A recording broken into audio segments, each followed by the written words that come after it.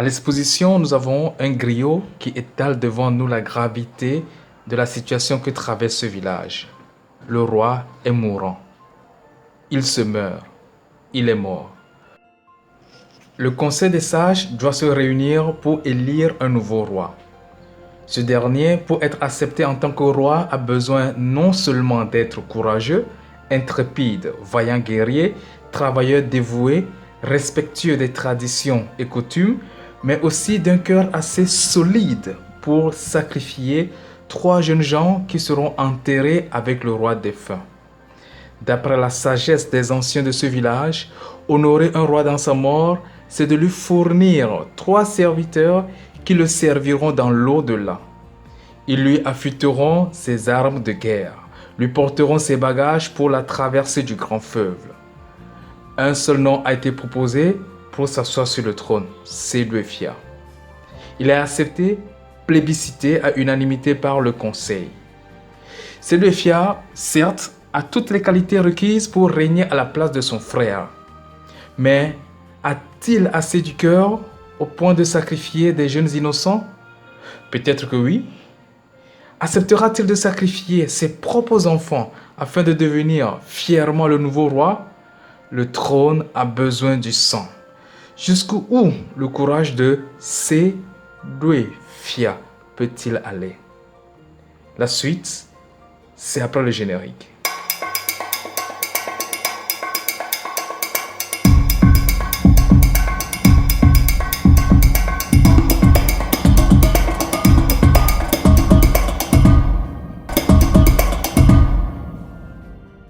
Bonjour, aujourd'hui je vous livre le résumé de la pièce de théâtre Le Trône Royal de Monseigneur Nicodème Barriga Bénissant.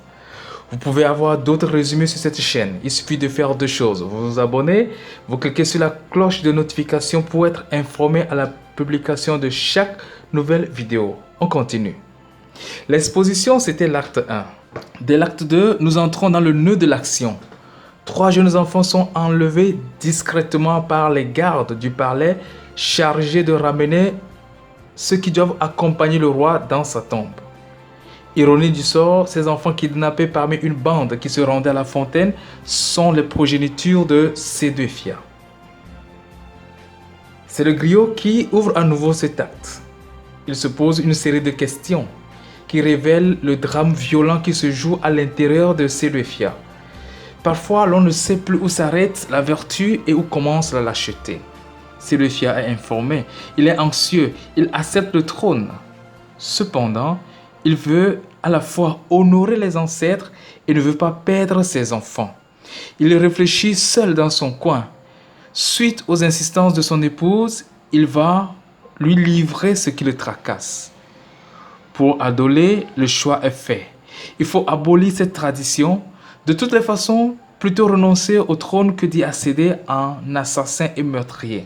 Avant d'être roi, tu es d'abord un père, martèle-t-elle à son mari. Même si Sédouéphia aime ses enfants, il ne veut pas paraître lâche et incapable aux yeux de sa communauté. Il doit donner une réponse aux sages. Il se rend au rendez-vous. À la grande surprise désagréable des sages, Sédouéphia décline la couronne et plaide pour la vie des fruits de ses entrailles. La réponse des sages est sans appel. Sédouéphia est ligoté et jeté dans la forêt sacrée. Les ancêtres se chargeront d'achever sa sentence. Le dénouement s'ouvre sur la présentation du griot à l'acte 3. Il nous révèle les angoisses dans lesquelles Sédouéphia est plongé. Ce dernier comprend à ses dépens que ceux qui veulent défendre le droit des innocents finissent souvent par être victimes des flots contre lesquels ils veulent lutter. Ainsi, s'insurger contre l'injustice est dangereux. Il entend la voix d'Adolé, son épouse. Il croit qu'il hallucine. Pourtant, c'est bien elle. Elle vient chercher son époux. Elle lui livre son secret d'enfance que son mari ignorait jusqu'alors. Elle délie son mari, trame une intrigue avec lui en lui dévoilant son plan, lui remet la gourde qu'elle a subtilisée au palais et le sort de la forêt. Sédouéphia reprend confiance et se dirige au palais où règne une consternation qui ne dit pas son nom. Le conseil des sages a le cœur bien lourd d'avoir condamné au mépris et au bannissement celui dont le refus fut un défi lancé aux ancêtres. On recherche la gourde qui contient la potion sacrée que tout nouveau roi doit boire lors de son sacre. Sans cette potion, pas d'intronisation. La gourde est introuvable. Dans leur consternation, Séleucia entre dans la salle du conseil tenant un paquet enveloppé de feuilles vertes.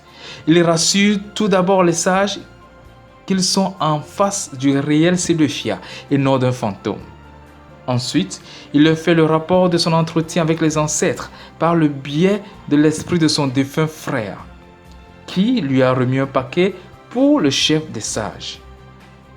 Les ancêtres sont du côté de Séleucia et valident sa position d'abolir cette tradition qui sacrifie des vies innocentes. Et si la gourde de la potion sacrée que doit boire le nouveau roi lui a été remise par le roi défunt, c'est assurément parce qu'il a vu en lui son digne successeur. L'action est donc dénouée.